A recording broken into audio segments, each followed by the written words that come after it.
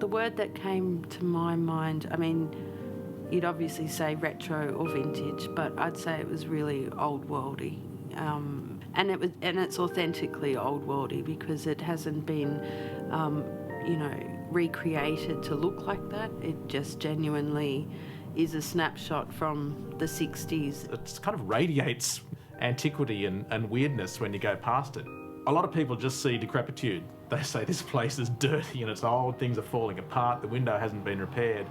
You know, that's an easy enough mistake to make, I suppose, but to me, no, it absolutely radiates a very special aura that's becoming more and more rare, impossible to find anywhere else.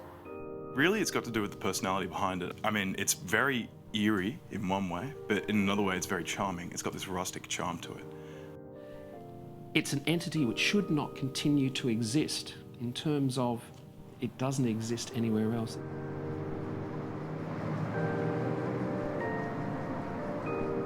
There are various myths and legends regarding the Olympia Milk Bar. Yes, it was operating from 1938 onwards, and indeed the current owner went there in 1964 with his brother. It was John and Nicholas. We don't know which one still exists there. He's a very private individual. From a local history perspective, there have been so many changes on Parramatta Road. There have been any number of old commercial buildings and factories converted to warehouse residentials.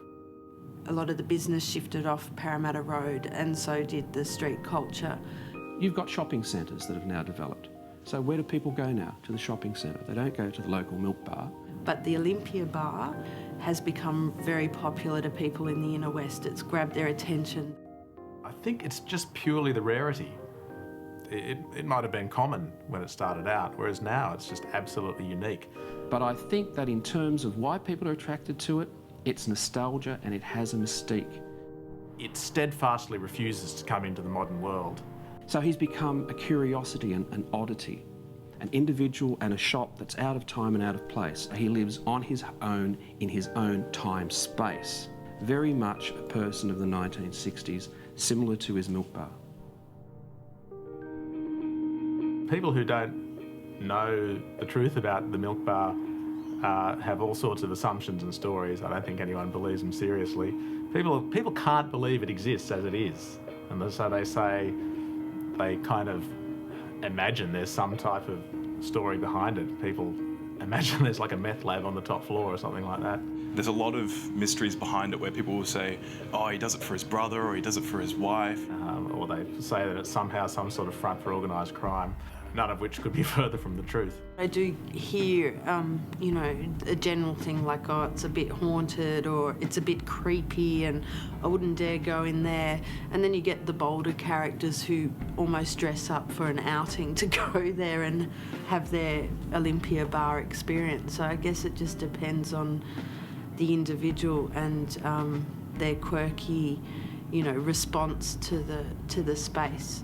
Over the years, all I knew about it was that in later years, when it was basically a dead milk bar, you occasionally walk by and see the two brothers sitting down the back. Fortunately, I think they got the names of the Dracula brothers. Some people refer to him as Dracula. The Dracula brothers? Also known as Silver Dracula or Greek Nosferatu, who turns out to be a very charming man once you get to meet him.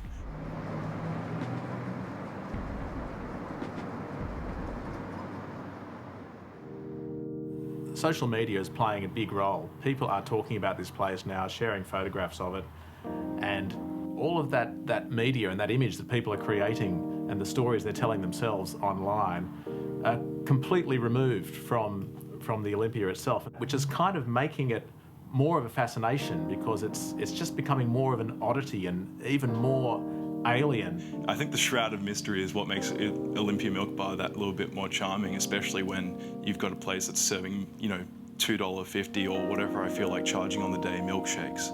Milk bars are part of a dying landscape of the Australian cultural scene.